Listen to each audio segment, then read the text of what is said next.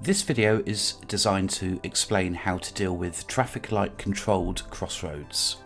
At these crossroads we are going to turn right.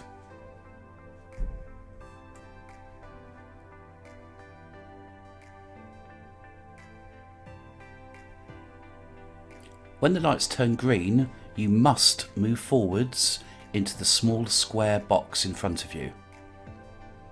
This box will trigger the green filter arrow. The filter arrow points towards the right. You don't have to wait for the green filter arrow, you can just simply wait for a break in the traffic. However, when it's busy, eventually the traffic lights will stop the oncoming traffic and then your green filter arrow will illuminate, meaning it is safe for you to proceed. If you don't move forwards from the stop line onto the small square, the green filter arrow will never light up and you could hold up traffic behind you. This could result in a test fail. Pulling away on a hill can be very daunting. Civic Hill in the city centre is one of the steepest hills, which we are going to show you now. The best advice is not to rush and to try to relax. When you stop at the traffic light, make sure that the car behind has stopped and then apply the handbrake.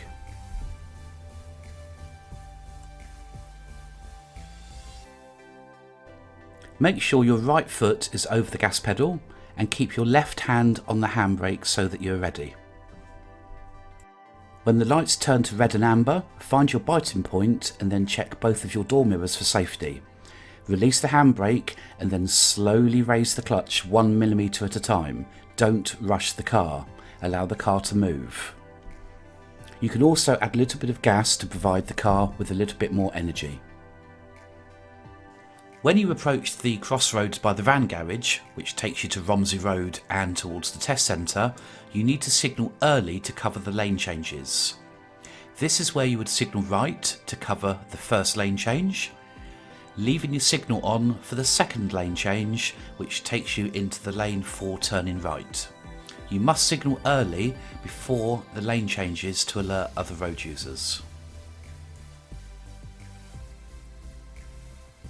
During the driving test you will receive double instructions, either by the examiner or by the sat-nav. As we approach this junction you will be asked to turn left and then turn right. Turn left, then turn right.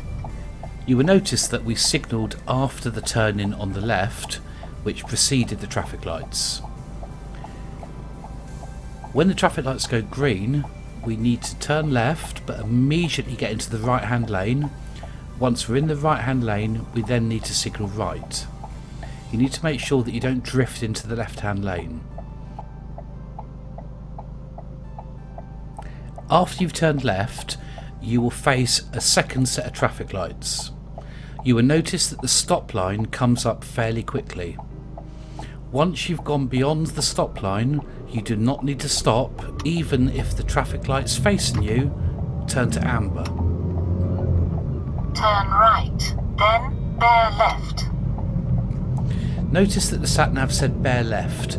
That simply means a bend and you will not need to signal. This time we're going ahead at 2 roundabouts.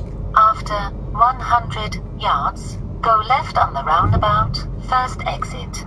The sat-nav has only referred to the first roundabout, and in fact we're going ahead at it, not left.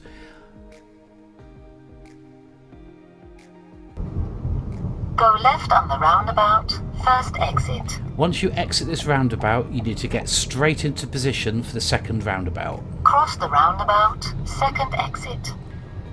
As you could hear, the sat-nav gave you very limited time to prepare for the second roundabout. This is why it's so essential to check the sat-nav as you're driving and when it's safe to make sure you're prepared for the second instruction. During your driving test you may be asked to exit or join a dual carriageway.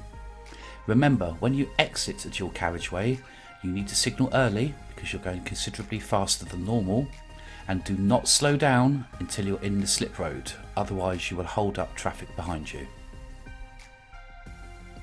When you exit a dual carriageway, there is normally a speed reduction, so watch out for the speed signs. You may also be accustomed to going a lot quicker, so you must make sure that you slow down in plenty of time for the speed reduction.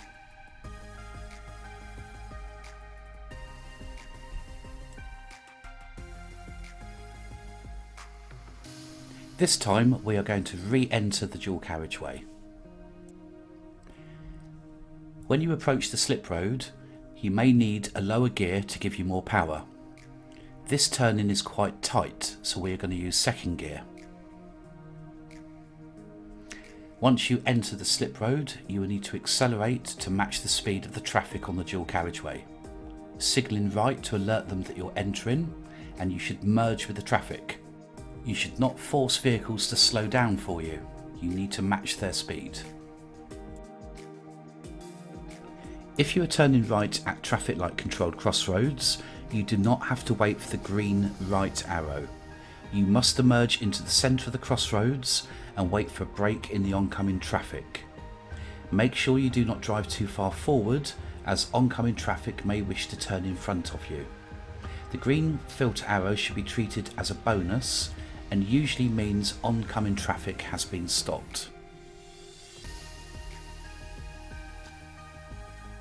As you can see in the video, we are now moving into the centre to trigger the green filter arrow. The green filter arrow will not illuminate unless you move into the centre. Of course, you don't need to wait for the green filter arrow if a break in the traffic presents itself. The green filter arrow will never light up if you stay on the stop line. Ahead, we are turning left towards the hospital onto Dale Road. You must avoid the hatch markings on the left. Signal early and move into the left lane after the hatch markings, but you must look effectively to the left before merging into the left lane, because some drivers will ignore the hatch markings and you could cause a collision. When you turn left onto Redbridge Road, you will notice that there are giveaway lines in front of you, which are the double dotted lines, and also some hatched markings. The hatched markings should not be entered by any road vehicle unless it's safe and necessary. However, on this occasion, it does say buses only. So providing no buses are coming from your right, you should be able to emerge onto the road safely. That said, you need to be careful because some drivers will drive through the hatch markings when they're not meant to. This road takes you to Winchester Road. As you can see, there is a keep clear box in the middle. If you stop before the keep clear box due to the traffic lights, keep well to the left, as oncoming vehicles, especially buses, need room to navigate around you. Once you reach the keep clear box, move to the right to avoid the cycle path.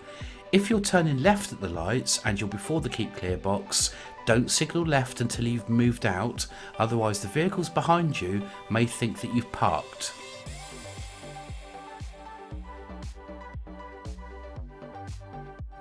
This is the reason why you must pull over towards the curb if you stop before the keep clear box. As you can see, the white car ahead hasn't moved over to the left. In fairness, he may be new to the area and doesn't understand the layout of the roads. The issue of not moving over to the curb will become apparent in just a few moments. As you can see, there is now a bus ahead of us trying to turn into the road. Now, because the white car hasn't moved over to the curb, this now causes congestion. The other issue is that all vehicles have stopped very close to each other, meaning they can now not move forwards in order to allow the white car to move across and of course to allow the bus to come through. This can be very frustrating to the vehicles behind the bus, and it stops the traffic flowing nicely.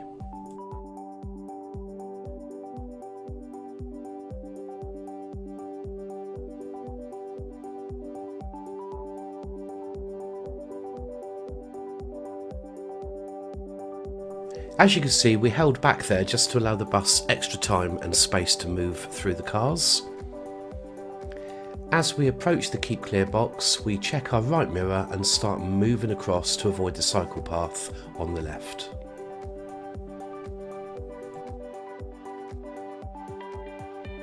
Throughout the driving test, we need to plan well ahead.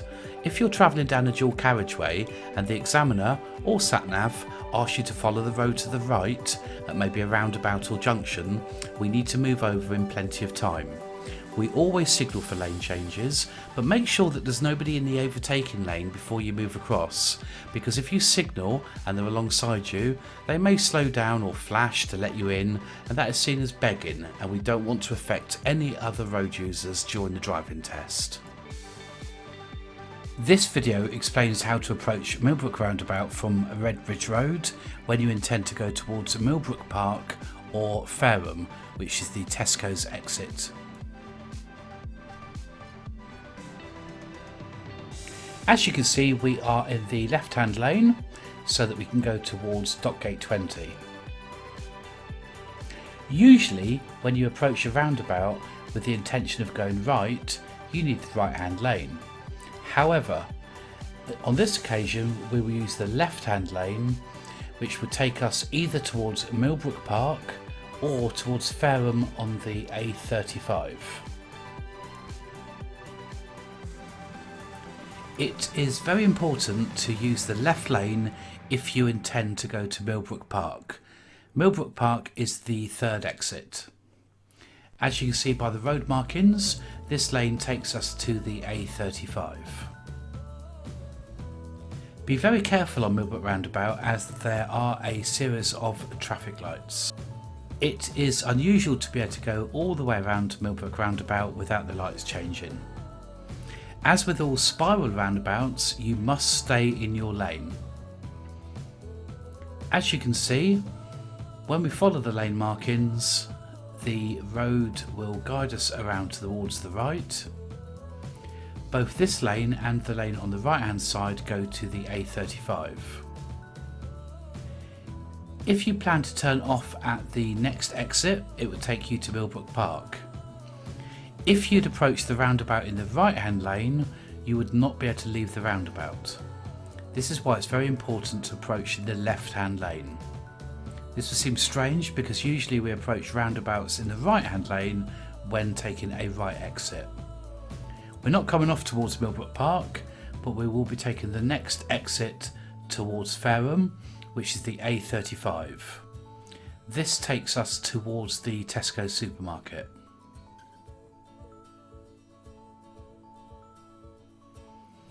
Signalling left to leave the roundabout, and then checking the main and right mirror before speeding up.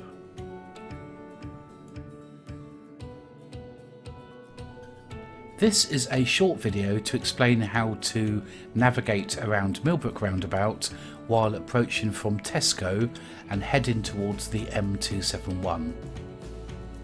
If you're asked to turn right at the roundabout, you will need to move over into the right hand lane in plenty of time. Always check your mirrors and always signal for a lane change. You will need to move into the overtaking lane if you are planning to turn right at the roundabout.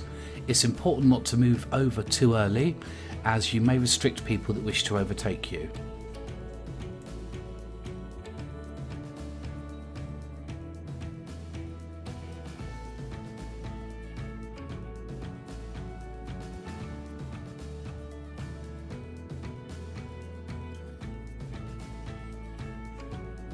Always check your door mirrors when pulling away at traffic lights. If you look carefully at the road markings on the approach, you will see both the left lane and the right lane go towards the M271. This means you could actually use the left hand lane to go right at the roundabout. But as you can see, we've chosen the right hand lane on this occasion.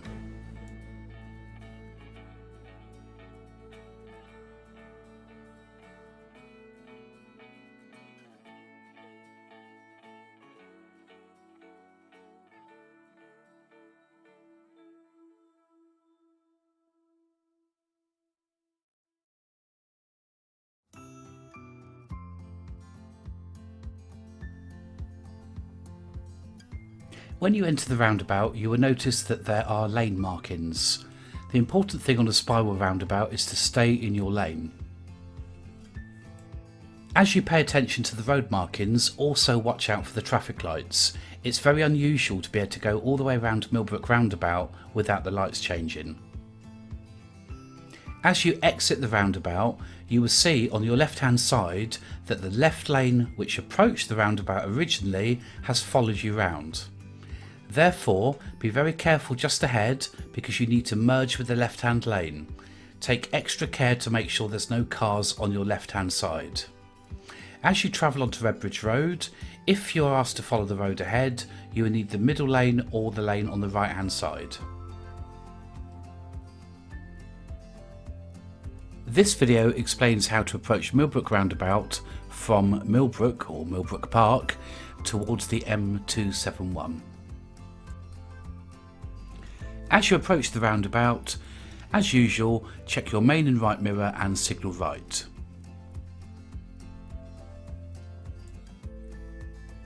As with all spiral roundabouts, you must make sure that you stay within your lane. Do not change lanes as you are on the roundabout. Now we're still signalling right at the moment and we're staying between the lane markings on either side. As you can see, it says M271.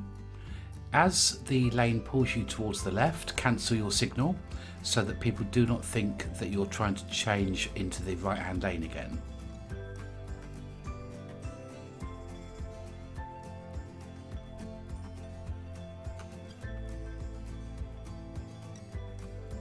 Then continue in your lane, making sure that you do not change lanes or cross the white markings on either side. As you can see, when you exit the roundabout, it puts you into the overtaking lane. This isn't a problem, but you must make some good progress here. Just ahead, your lane merges with the left-hand lane, so make sure that you check your left mirror and maybe over your shoulder if it's safe to do so, to ensure that there's no cars on your left.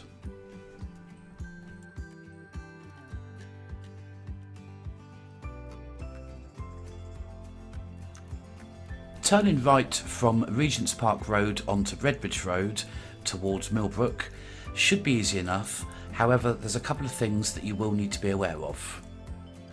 Firstly, when you approach the traffic lights to turn right, be careful not to signal too early.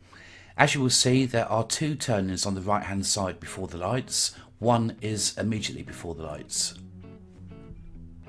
You will also notice that the left lane also turns right. So when you turn right, you need to make sure that you stay within your lane markings and do not swerve left or right into somebody else's lane. The next issue is that your lane is now in the centre, meaning you are in an overtaking lane. This lane is fine if you intend to travel towards Lyndhurst and Totton, as described by the sign. However, if you are directed towards Millbrook by the sat-nav or the examiner, you will need to move into the left-hand lane. You must look effectively to the left and signal correctly before making the lane change. This video is designed to show you how easily the sat-nav can confuse you. For example, it might give the wrong instructions or no instruction at all. In a moment, you'll notice that we are approaching a mini roundabout. But as you can hear, the sat-nav has not given you any instructions.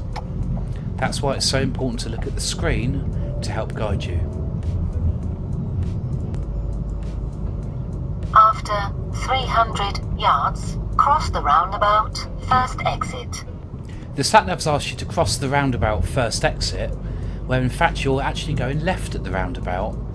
Also, there's another roundabout straight afterwards, which the sat-nav has completely ignored and completely forgotten to tell you about. Cross the roundabout, first exit.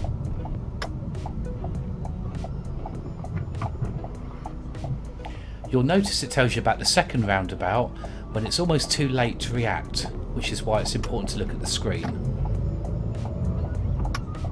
Cross the roundabout, second exit.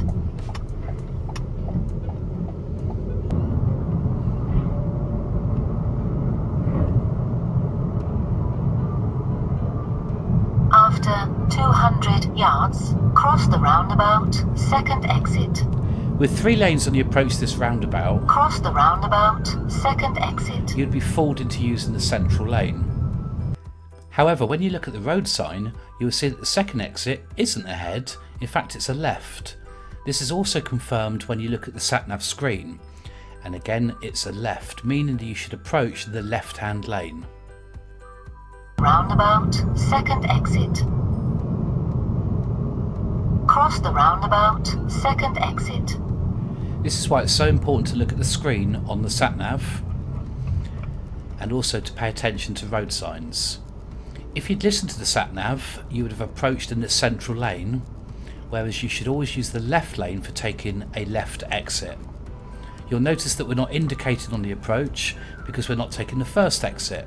However, because the exit is a left, we always approach in the left-hand lane.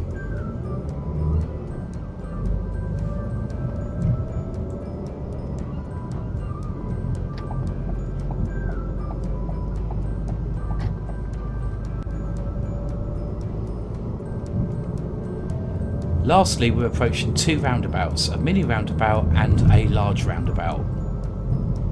After 100 yards, go left on the roundabout, first exit. The sat-nav has said go left at the roundabout, whereas in fact we're actually going ahead. We still indicate because it's still a first exit, but this can be confusing.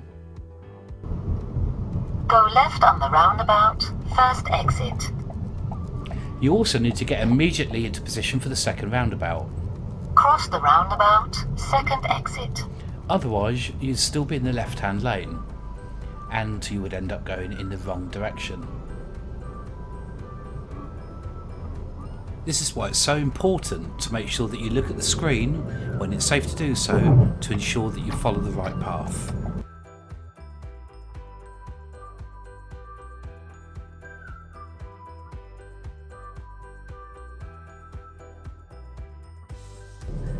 This road can be especially tricky because of the vehicles parked on either side of the road. So I need to look as far ahead as I can in case any cars have already committed themselves.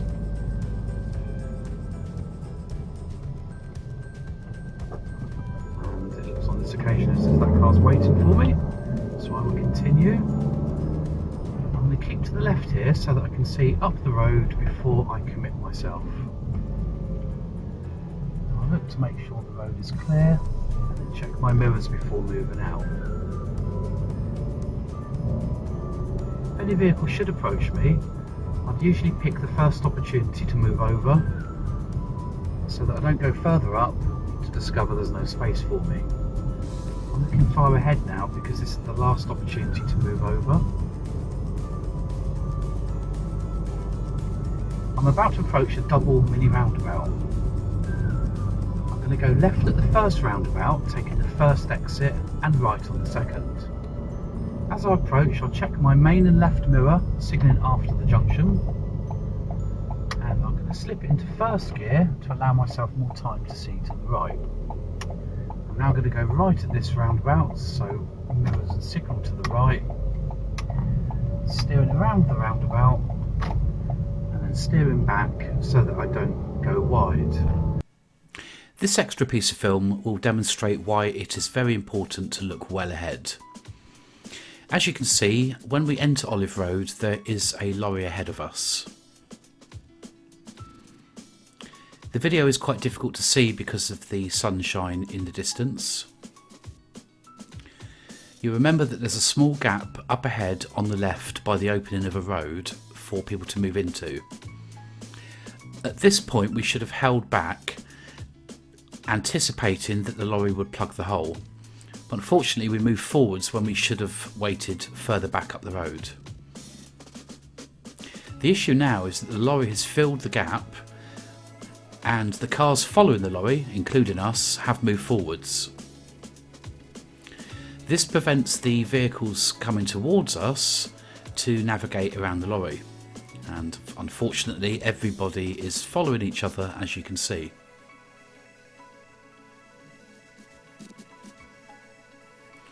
Now we can't go backwards, so we will have to move forwards and hope that the oncoming vehicles can go around the back of us.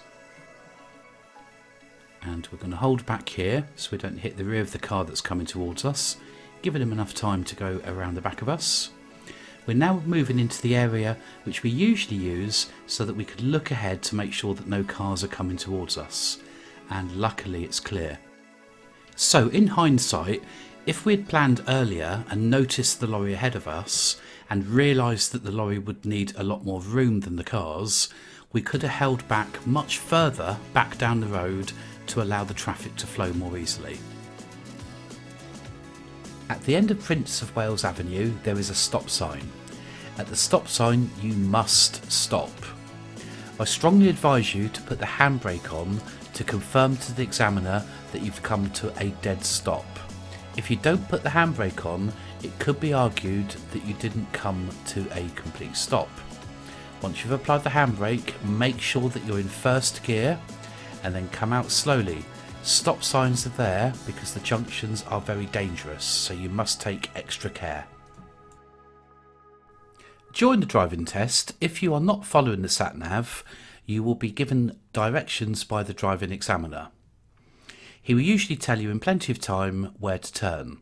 However, if there are road signs telling you where to go, he will not tell you, meaning that he wants you to recognise the road signs and signal appropriately. As you can see, the blue signs are telling you to turn left, so you must turn left. Even though we can only turn left, we still indicate because it may be of some benefit to non-drivers such as pedestrians or cyclists so that they know which direction you are headed.